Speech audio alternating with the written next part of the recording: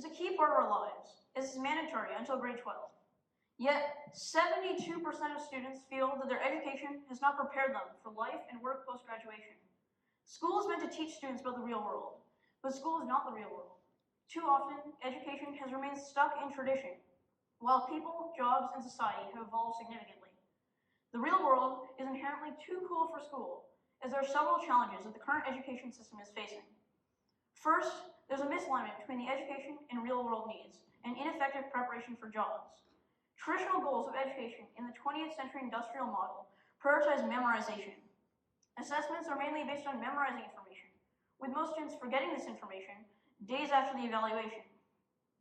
Plato once said that knowledge which is acquired under compulsion obtains no hold on the mind. When people are studying for an exam, they're doing it because they have to, not because they want to. Plato says that this knowledge crammed under pressure does not stick around in your mind, like a catchy tune. A report by the National Association of Colleges and Employers found a significant gap between the skills employers look for and what graduates have. They say that many employers say that critical thinking and communication are among the most important skills that university graduates need to enter the workforce. However, just only half of graduates are reported by employers as having these traits. This leads people to believe that not all courses taught in school are needed for the changing job landscape, and the specific skills that are needed are not taught. As well, there are very successful people that have dropped out of school, such as Steve Jobs and Mark Zuckerberg, which show the value of real-world experience. Now let's look at poor rates of literacy and numeracy. In New Brunswick, only 59% of students, grade 2 students, met the standard for reading in 2022. Kelly Lamrock, a child and youth advocate, says that kids are falling through the cracks. As well, in Illinois, not a single student tested in 67 schools was proficient in math. Collins Academy High School on Chicago's west side has 219 students and 55 employees, with each student costing $27,163. Not a single student tested was proficient in math or reading in 2023, and yet 79% of students there graduated. This demonstrates how a school system can leave their students unprepared for the real world. I interviewed Rupa Banerjee, the Canada Research Chair and Associate Professor at Toronto Metropolitan University, and she says the problem with the education system begins with inadequate early childhood learning. There's a lack of support for struggling students, which continues through primary and high school, resulting in these lower levels of literacy and numeracy. She states that ultimately, this becomes a problem of lack of resources and equitable allocation of resources. She also highlights the issue of grades inflation in high schools and the societal pressure to attend university, even if ill-prepared. And this pressure is caused by the current perceived value of the university diploma, which brings me on to my next point. The value of the current university system may not be as much as it seems. US President Biden recently forgave 150,000 student loans, totaling $1.2 billion. This shows that the university education was not worth doing or was overpriced if the students cannot pay back their loans through their earnings. As you can see, this graph shows the college tuition versus the average college graduate income over time. As well, universities can often feel like exclusive clubs, where the emphasis isn't so much on the knowledge you acquire, but on the experience of being part of it. The application process might simply act as a screening mechanism, acknowledging those who have already demonstrated success.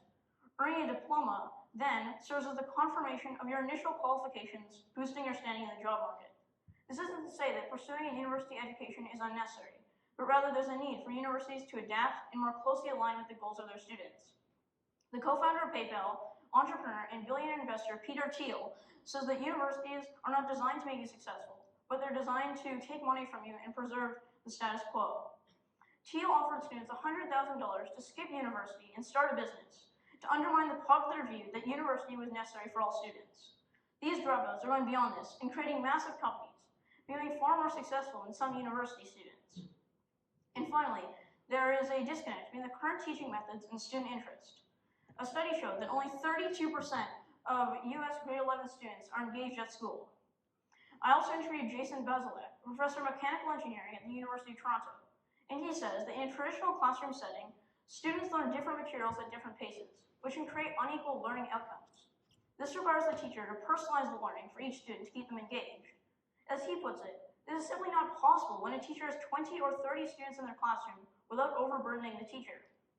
This limitation, providing personalized education, presents a challenge for teachers and students alike.